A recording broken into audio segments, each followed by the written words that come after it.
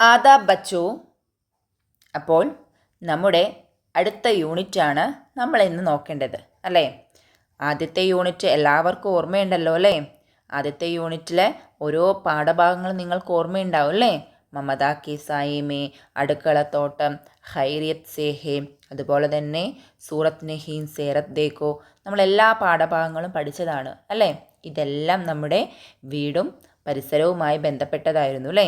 ഇനി അടുത്തത് നമ്മുടെ ഹനർ ബഡായി എന്നുള്ള യൂണിറ്റാണ്. എന്താണ് ഹനർ ബഡായി?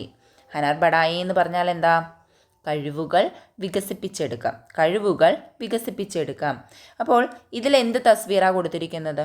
ഈ ഹനർ ബഡായി എന്നുള്ള യൂണിറ്റ് തുടങ്ങുമ്പോൾ നമുക്ക് എന്ത് തസ്വീറ കാണാൻ കഴിയുന്നത്? അതെ, ഒരു സ്കൂളുമായി ബന്ധപ്പെട്ടതാണ് അല്ലേ? സ്കൂളുമായി ബന്ധപ്പെട്ട തസ്വീറാണ് നമുക്ക് കാണുന്നത്.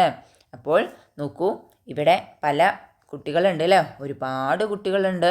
യഹാ ബഹുത് ബച്ചേ ഹേ, വോ ബച്ചേ ചന്ദ് ബച്ചേ കേൾത്തേ ഹേ അല്ലേ? ചന്ദ് ബച്ചേ ബാഗ് മേ ബൈഠേ ഹേ അല്ലേ? കുറച്ച് കുട്ടികൾ സംസാരിച്ചുകൊണ്ട് നടക്കുന്നുണ്ട്, കാണുന്നുണ്ടല്ലോ അല്ലേ? നമ്മുടെ സ്കൂളുകളിലൊക്കെ നടക്കുന്നത് പോലെ തന്നെ കുറച്ച് പേര് കളിക്കുന്നു, കുറച്ച് പേര് പൂന്തോപ്പൊക്കെ നോക്കിയിരിക്കുന്നു, കുറച്ച് പേര് ഇങ്ങനെ സംസാരിച്ചുകൊണ്ട് നടക്കുന്നു അല്ലേ? ഇവിടെ കുറച്ച് പേര് നീന്തുന്നു. നോക്കൂ, ഓരോരുത്തരും ഓരോരോ പ്രവർത്തനങ്ങളിലാണ് ഏർപ്പെട്ടിരിക്കുന്നത്. അപ്പോൾ നമ്മൾ പഠിക്കാൻ വേണ്ടിയാണ് സ്കൂളിലേക്ക് വരുന്നത് എന്ന് നമുക്ക് എല്ലാവർക്കും അറിയാം അല്ലേ? അപ്പോൾ എന്ത് പഠിക്കാനാണ് വരുന്നത്? സാധാരണ നമ്മുടെ സോഷ്യലും സയൻസും അല്ലേ, മാത്സും ഇംഗ്ലീഷും അല്ലെങ്കിൽ നമ്മുടെ ഉറുദുവും ഇങ്ങനെയുള്ള പുസ്തകങ്ങൾ മാത്രം പഠിക്കാനാണോ നമ്മൾ ഓരോരുത്തരും വിദ്യാലയത്തിലേക്ക് വരുന്നത്? ആണോ? അല്ല അല്ലേ? നമ്മൾ വിദ്യാലയത്തിലേക്ക് വരുന്നത് ഈ പാഠപുസ്തകങ്ങളിൽ ഒതുങ്ങി നിൽക്കുന്ന അറിവുകൾ മാത്രം ശേഖരിക്കാനല്ല. നമ്മളിൽ ഓരോരുത്തരിലും ഓരോരോ കഴിവുകളുണ്ടാവും. നമ്മളിൽ ഓരോരുത്തരും വ്യത്യസ്ത കഴിവുകളുള്ളവരാണ്. നമ്മൾ ആ സൂറത്ത് നഹീ സേറത്ത് ദേക്കോയിൽ പറഞ്ഞതാണ് അല്ലേ? ഓരോരുത്തർക്കും ഓരോരോ കഴിവുകളുണ്ട്. അതിൽ ആ കഴിവുകൾ കൂടി വികസിപ്പിച്ചെടുക്കുക എന്ന ലക്ഷ്യവും കൂടിയാണ് നമ്മൾ സ്കൂളിലേക്ക് വരുന്നത് കൊണ്ട് നേടേണ്ടത്. മനസ്സിലായോ? നമ്മൾ വിദ്യാലയത്തിലേക്ക് വരുന്നത് നമ്മളിലുള്ള കഴിവുകൾ വികസിപ്പിച്ചെടുക്കാൻ കൂടിയാണ്. ചില മേഖലകളിൽ ചിലർക്ക് ഭയങ്കര ഇൻട്രസ്റ്റ് ഉണ്ടാവും അല്ലേ? നമ്മൾ നോക്കൂ, നമ്മുടെ ഈ എക്സാം കഴിഞ്ഞ് കഴിഞ്ഞാൽ അടുത്ത ടേം വരുന്നത് വളരെ തിരക്ക് പിടിച്ച ടേമാണ് അല്ലേ? നിങ്ങൾക്കറിയാം, കലോത്സവവും അതുപോലെ തന്നെ ശാസ്ത്രമേളയും അല്ലേ?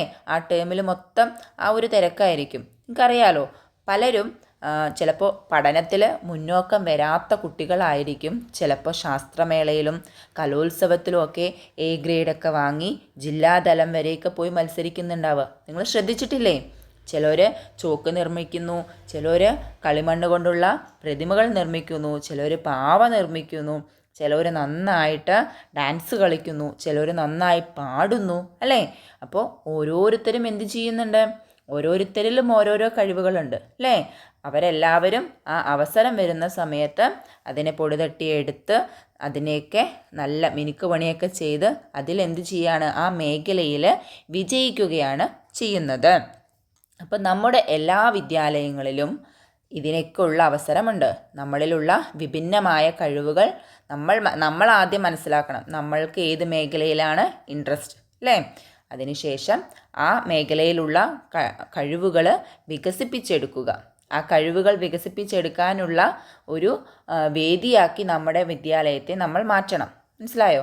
അതിനുശേഷം ആ മേഖലയിൽ വിജയിക്കാനുള്ള വഴികൾ ആരായണം. ഓക്കെ, അപ്പോൾ നമ്മുടെ വിദ്യാഭ്യാസം എല്ലാ മേഖലയിലുള്ള കഴിവുകളെയും വികസിപ്പിച്ചെടുക്കുക എന്നുള്ള ലക്ഷ്യത്തോടു കൂടെ ഉള്ളതാണ്. നോക്കൂ, ഇവിടെ 2 വരി കവിത കൊടുത്തിട്ടുണ്ട്. ഇൽമ സേ ബഡ്കർ കോയി ദൗലത്ത് നഹി, ഇൽമ സേ ബഡ്കർ കോയി ഇസ്സത്ത് നഹി. എന്താ പറയുന്നത്? അറിവിനേക്കാൾ വലിയ ഒരു സമ്പാദ്യമില്ല, അറിവിനേക്കാൾ വലിയൊരു ബഹുമതിയുമില്ല. സത്യമല്ലേ? അതെ അല്ലേ? അറിവിനേക്കാൾ നമുക്ക് എത്ര പൈസ ഉണ്ടായിട്ടും കാര്യമില്ല, വിവരവും വിദ്യാഭ്യാസമൊന്നും ഇല്ലെങ്കിൽ എന്തെങ്കിലും കാര്യമുണ്ടോ അതുകൊണ്ട്? ഇല്ല അല്ലേ? അപ്പോൾ നമുക്കറിയാം, ഏറ്റവും വലിയ ധനം അതുപോലെ തന്നെ ഏറ്റവും വലിയ ബഹുമതി എന്ന് പറയുന്നത് നമ്മളുടെ അറിവാണ്. ഇപ്പോൾ നമ്മുടെ പാഠഭാഗം തുടങ്ങുകയാണ് കേട്ടോ. സബക് 5 panchayat office. Panchayat office panchayat office തന്നെ. പഞ്ചായത്ത് ഓഫീസിൽ എല്ലാവരും പോയിട്ടില്ലേ? പഞ്ചായത്ത് കണ്ടിട്ടുണ്ടോ? ആ, നിങ്ങളുടെ എല്ലാ ഗ്രാമങ്ങളിലും പഞ്ചായത്ത് ഉണ്ട് അല്ലേ? നിങ്ങൾ പഞ്ചായത്ത് ഓഫീസിലൊക്കെ പോയിട്ടും ഉണ്ടാവും ഇല്ലേ? നോക്കൂ, പഞ്ചായത്തിലെ ഭരണാധികാരി എന്ന് പറയുന്നത് ആരാ ശരിക്കും? പഞ്ചായത്ത് പ്രസിഡൻ്റ് ആണ് അല്ലേ? പഞ്ചായത്തിലെ ഏറ്റവും വലിയ, നമ്മുടെ സ്കൂളിലൊക്കെ ഉള്ളത് എച്ച് എം ആയിരിക്കും, ഏറ്റവും വലിയ ആൾ അല്ലേ? അതുപോലെ ഉയർന്ന പദവിയിലുള്ള ആൾ എച്ച് എം ആണ്. അതുപോലെ തന്നെ പഞ്ചായത്തിലുള്ളത് ആരാ? നമ്മുടെ പഞ്ചായത്ത് പ്രസിഡൻ്റ് ആണ് അല്ലേ? അപ്പോൾ നോക്കൂ, ഇവിടെ എന്താ കാണുന്നത്? എന്താ ഇവിടെ ഒരാളിരിക്കുന്നുണ്ട്. പിന്നെയോ ഇവിടെ കുറച്ച് കുട്ടികളുണ്ട് അല്ലേ? കുട്ടികളുടെ കൂടെ വേറെ അതാരായിരിക്കും? ചിലപ്പോൾ ഒരു അധ്യാപകനാവാൻ സാധ്യതയുണ്ട് അല്ലേ? ഇവിടെ പഞ്ചായത്ത് ഓഫീസാണെന്നാണ് പറഞ്ഞത്. അപ്പോൾ ഇത് പഞ്ചായത്തിലെ ആരോ ആണ് അല്ലേ? അവർ എന്തോ കൊടുക്കുന്നുണ്ട്, ഒരു നോട്ടീസോ എന്തോ ഒരു പേപ്പറൊക്കെ കൊടുക്കുന്നുണ്ട് അല്ലേ? കാണുന്നില്ലേ നിങ്ങൾക്ക്? അപ്പോൾ നോക്കാം ഇത് എന്താണെന്നല്ലേ, നമ്മുടെ പാഠഭാഗം എന്താണെന്ന് നമുക്ക് നോക്കാം. നോക്കൂ, अगले हफ्ते स्कूल में कलोत्सव होने वाला है. कलोत्सव के इफ्तिताह के लिए सदर पंचायत को दावत देने का फैसला हुआ. उसके लिए स्कूल लीडर आफरीन और कलोत्सव कन्वीनर सनल उस्ताद के साथ पंचायत के दफ्तर पहुँचे. എന്തായി പറയുന്നത്? അകലേ ഹഫ്തെ, അടുത്ത ആഴ്ച സ്കൂളിൽ കലോത്സവം തുടങ്ങുകയാണ്. കലോത്സവത്തിൻ്റെ ഉദ്ഘാടനത്തിനായി പഞ്ചായത്ത് പ്രസിഡൻറ്റിനെ ക്ഷണിക്കാനായി തീരുമാനിച്ചു. അതിനായി സ്കൂൾ ലീഡറായ ആഫ്രിനും അതുപോലെ തന്നെ കലോത്സവ കൺവീനറായിട്ടുള്ള സനലും കൂടെ, ഉസ്താദിൻ്റെ കൂടെ കേട്ടോ, അവർ രണ്ടുപേരും ഉസ്താദിൻ്റെ കൂടെ പഞ്ചായത്ത് ഓഫീസിൽ എത്തി. മനസ്സിലായല്ലോ? അപ്പോൾ അടുത്ത ദിവസം സ്കൂളിൽ കലോത്സവമാണ്. കലോത്സവത്തിൻ്റെ ഉദ്ഘാടനത്തിനായിട്ട് നമ്മുടെ സ്വതരേ പഞ്ചായത്തിനെയാണ് ക്ഷണിക്കാൻ തീരുമാനിച്ചത്. അതിനായിട്ട് ഒരു അധ്യാപകൻ്റെ കൂടെ സ്കൂൾ ലീഡറായിട്ടുള്ള ആഫ്രീനും സനലും കൂടെ പഞ്ചായത്ത് ഓഫീസിൽ എത്തി. അപ്പോൾ ആ ചിത്രമാണ് നമ്മളിവിടെ കണ്ടത്. അപ്പോൾ ഇത് നമ്മുടെ സ്വതരേ പഞ്ചായത്താണ്, ഇത് ഉസ്താദാണ്, നമ്മുടെ ആഫ്രീനാണ്, ഇത് അതുപോലെ തന്നെ കലോത്സവ് കൺവീനറുമാണ് അല്ലേ? അവരെന്ത് ചെയ്യുകയാണ്? നമ്മുടെ സ്വതരേ പഞ്ചായത്തിനെ ക്ഷണിക്കുകയാണ്. നോക്കൂ, ഹുഷാംദീദ്. ഹുഷാംദീദ് എന്ന് പറഞ്ഞാൽ സ്വാഗതം എന്നുള്ള അർത്ഥമാണ് കേട്ടോ. ഹുഷാംദീദ്, സ്വാഗതം. കാണുന്നുണ്ട് അല്ലേ? ഇവിടെ ഒരു വിദ്യാലയമാണെന്ന് തോന്നുന്നു അല്ലേ? ഒരു വിദ്യാലയമാണെന്ന് തോന്നുന്നുണ്ട്. ഇതോ വേറെ ഏതോ ഒരു ഫംഗ്ഷനാണ് അല്ലേ? അതിലേക്ക് വന്നിട്ടുള്ള വിശിഷ്ടാതിഥിയെ ഇവർ പൂച്ചെണ്ടും കാര്യങ്ങളൊക്കെ കൊടുത്ത് സ്വീകരിക്കുകയാണ് അല്ലേ? ആ ഒരു ചിത്രമാണ് ഈ കാണുന്നത്. നമുക്കിത് നമ്മുടെ വിദ്യാലയമാണെന്ന് തന്നെ വിചാരിക്കാം അല്ലേ? നോക്കൂ, ഉസ്താദ്, ആദാബ് സാഹിബ്, ക്യാ ഹം അന്തർ ആ സക്തേ ഹേ? എന്താ ചോദിച്ചേ? ആദാബ് സാഹിബ് അല്ലേ? ആദാബ് സാർ, ഞങ്ങൾ അകത്തേക്ക് വന്നോട്ടെ? സൗദരേ പഞ്ചായത്ത് പറയാണ്, ജി ജരൂർ ആയിയേ ബൈട്ടിയേ. ഓ, തീർച്ചയായും അല്ലേ, വരൂ, ഇരിക്കൂ. അപ്പോൾ സനൽ പറയുന്നു, ശുക്രിയ സർ, ഹം GUP സ്കൂൾ വലപ്പാട് സേ ആയേ ഹേ. എന്താ പറയുന്നത്? താങ്ക് യു സർ, ഞങ്ങൾ GUP സ്കൂൾ വലപ്പാടിൽ നിന്നാണ് വരുന്നത്. അപ്പോൾ ഉസ്താദ് പറയുന്നുണ്ട്, യേ സ്കൂൾ ലീഡർ ആഫ്രീൻ ഓർ യേ കലോത്സവ് കൺവീനർ സനൽ ഹേ. അപ്പോൾ ഉസ്താദ് ആ കുട്ടികളെ പരിചയപ്പെടുത്തി കൊടുക്കുകയാണ്. ഇത് സ്കൂൾ ലീഡർ ആഫ്രീനാണ്, ഇത് കലോത്സവ് കൺവീനർ സനലാണ്. അപ്പോൾ സ്വതരേ പഞ്ചായത്ത് ചോദിക്കുന്നു, അച്ഛാ കൈസേ ആനാ ഹുവ? ശരി, നിങ്ങൾ എന്തിനാണ് വന്നത് അല്ലേ? എന്തിനാ വന്നത്? അപ്പോൾ സനൽ പറയുന്നു, 10 सितंबर बुध के दिन हमारे स्कूल में कलोत्सव है. हम चाहते हैं कि इसका इफ्तिताह आप करें. എന്താ പറയുന്നത്? സെപ്റ്റംബർ 10 ബുധനാഴ്ച ഞങ്ങളുടെ സ്കൂളിൽ കലോത്സവമാണ്. താങ്കൾ ആ കലോത്സവത്തിൻ്റെ ഉദ്ഘാടനം നടത്തണമെന്ന് ഞങ്ങൾ ആഗ്രഹിക്കുന്നു. അപ്പോൾ സദരേ പഞ്ചായത്ത് പറയുന്നു, ജി മേ ജരൂർ ആവൂങ്ക അല്ലേ? ഓക്കെ, ഞാൻ തീർച്ചയായും വരാം അല്ലേ? ഞാൻ തീർച്ചയായും വരാം. ഈ ബത്തായിയേ കി പ്രോഗ്രാം കിത്നെ ബജേ ശുരു ഹോഗ? എന്നിട്ട് ചോദിക്കുകയാണ്, പ്രോഗ്രാം എത്ര മണിക്കാണ് സ്റ്റാർട്ട് ചെയ്യുക അല്ലേ? എന്ന് പറയൂ, പ്രോഗ്രാം എപ്പോഴാണ് സ്റ്റാർട്ട് ചെയ്യുക? അപ്പോൾ ആഫ്രീൻ പറയാണ്, ടീക്ക് 10 ബജേ, കൃത്യം 10 മണി. സ്വതരേ പഞ്ചായത്ത് പറയാണ്, പ്രോഗ്രാം മേ ഓർ കോൻ കോൻ ഷെരീഖ് ഹോങ്കേ അല്ലേ? എന്താ പറയുന്നത്? പ്രോഗ്രാമിൽ വേറെ ആരൊക്കെയാണ് പങ്കെടുക്കുന്നത്? അപ്പോൾ സനൽ പറയുന്നു വാർഡ് മെമ്പർ ശ്രീദേവി തഹ്നീത്തി കലിമാത്ത് പേഷ് കരേങ്കി ഓർ മഷ്ഹൂർ ഫൻകാർ ഷാൻ മെഹ്മാനെ ഹുസൂസി ഹോങ്കെ. എന്താ പറയുന്നത്? വാർഡ് മെമ്പറായിട്ടുള്ള ശ്രീദേവി ആശംസാ പ്രസംഗം നടത്തും. അതുപോലെ തന്നെ മഷ്ഹൂർ ഫൻകാർ പ്രസിദ്ധ കലാകാരനായിട്ടുള്ള ഷാനാണ് വിശിഷ്ടാതിഥി കേട്ടോ.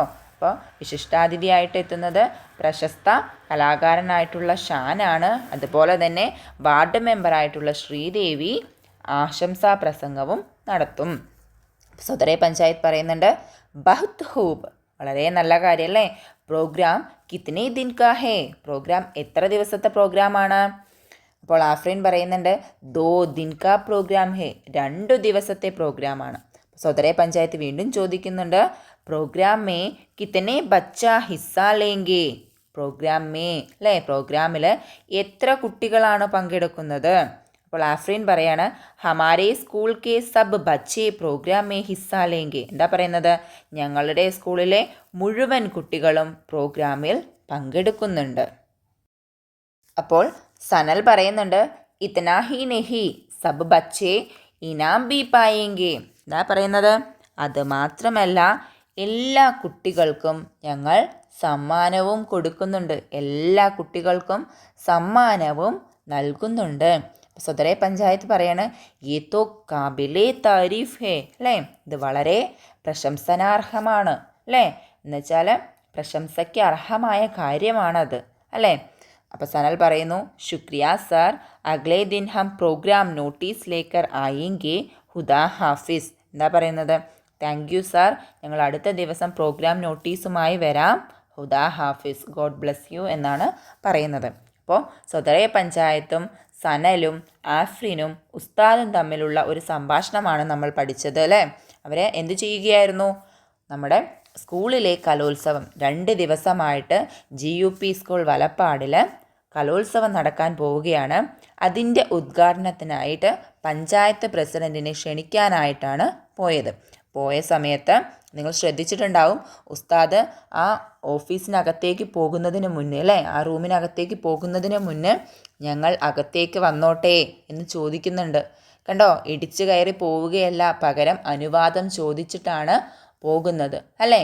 അപ്പോൾ നമ്മളും ആ ഒരു ശീലം നമ്മളിൽ ഉണ്ടാക്കിയെടുക്കണം കേട്ടോ. അതുപോലെ തന്നെ നോക്കൂ, ആ ഒരാൾ ചോദിച്ചു അല്ലേ അകത്തേക്ക് വന്നോട്ടെ എന്ന്.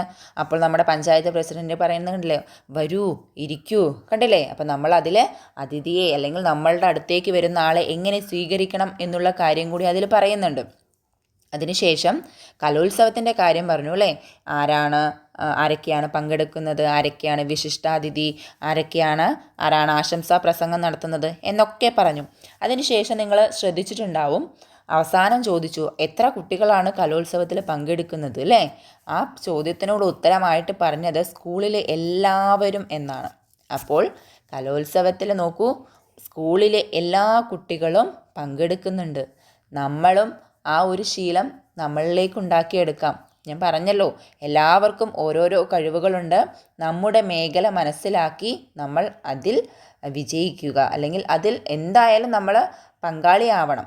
ഓക്കെ, ഒന്നിലും മാറി നിൽക്കേണ്ടവരല്ല നമ്മളാരും. അപ്പോൾ അതിനുശേഷം പറഞ്ഞൊരു കാര്യം കണ്ടില്ലേ, എല്ലാ കുട്ടികൾക്കും സമ്മാനവും നൽകുന്നുണ്ട്. അതും വളരെ നല്ല ഒരു കാര്യമാണ്. അപ്പോൾ നമ്മുടെ കലോത്സവവുമായി ബന്ധപ്പെട്ടിട്ടുള്ള ഗുഫ്തഗു എല്ലാവരും വായിക്കുക, മനസ്സിലാക്കുക, അതിലുള്ള മൂല്യങ്ങളൊക്കെ ഉൾക്കൊള്ളുക. അടുത്ത വീഡിയോയിൽ വീണ്ടും കാണാം. ഖുദാ ഹാഫിസ്.